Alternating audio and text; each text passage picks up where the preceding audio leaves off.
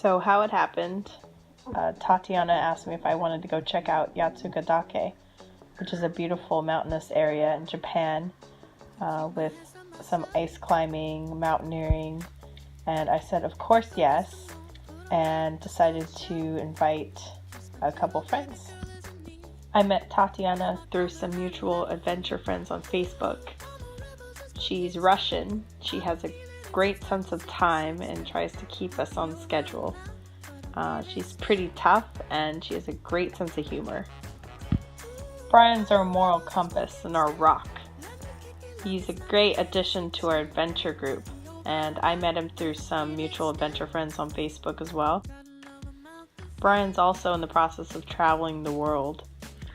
So Brian, I've got two questions for you. The first is, why are you eating sushi?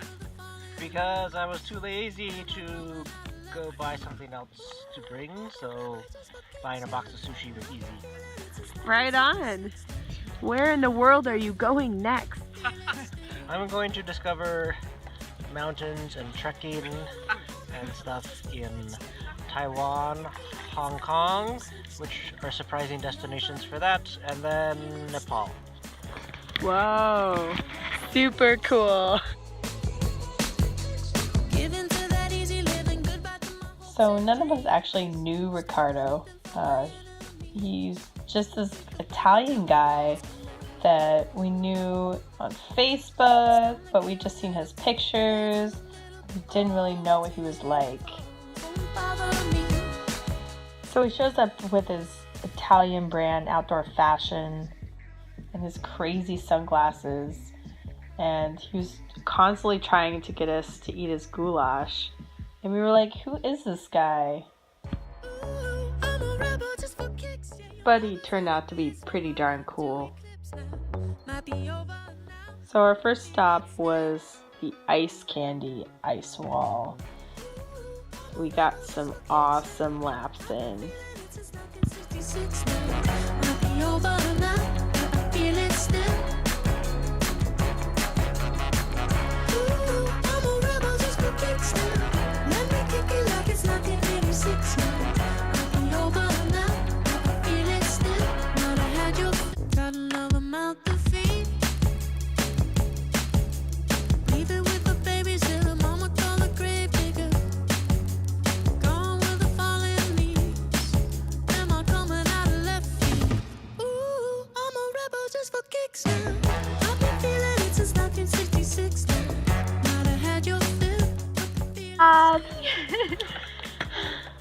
Yay!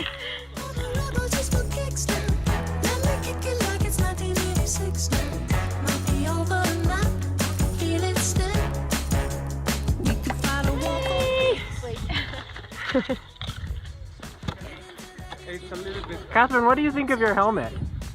I think my helmet is perfect just the way it is. So Brian, how long have you been ice climbing for? I think I've been ice climbing 5 years, starting with the CU Alpine Club. What do you think of ice climbing? It's awesome. It's gonna be my profession from now on. You're gonna find a sponsor. Yeah, I'm gonna be professional. Right on. So how was it? Tiring. What skill did you work on this time? What skill did I work in this time? He's distracting me. I learned how to use pockets. I love pockets. Yeah, pockets! Catherine, are you really psyched to be climbing in Japan? Yes! So they had all these rules about the types of anchor material we needed to use, when we needed to wear gloves, the types of ropes we needed to use, and so on. This is not unusual for Japan, where there are a lot of rules. There was a worker overseeing all of the climbing and making sure everything was being done correctly, and I nicknamed him the Ice Wall Policeman. What do you think about the ice wall policeman?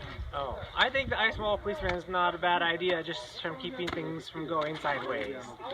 Alright. More so than, I don't know, requiring people to do a class before they climb on your wall or things like that in the gym. So this, it seems like they just check, is anything going sideways, and if so, fix it. But when it came down to it, this was their ice wall, and due to liability concerns and other reasons, it made sense they have all these rules. This guy was just doing his job. He was super, super friendly. Arigatou gozaimasu. Arigatou gozaimasu. Arigatou.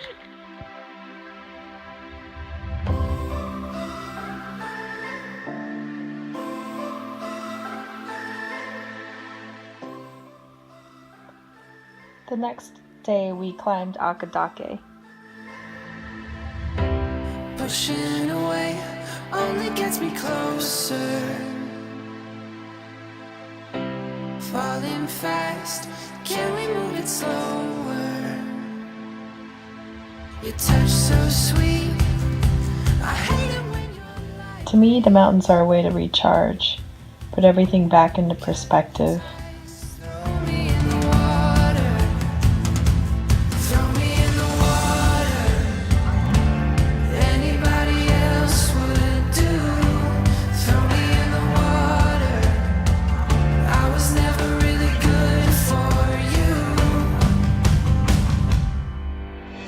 I know I'm not getting out alive.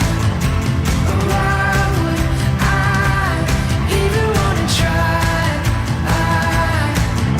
'Cause I'm stuck to you.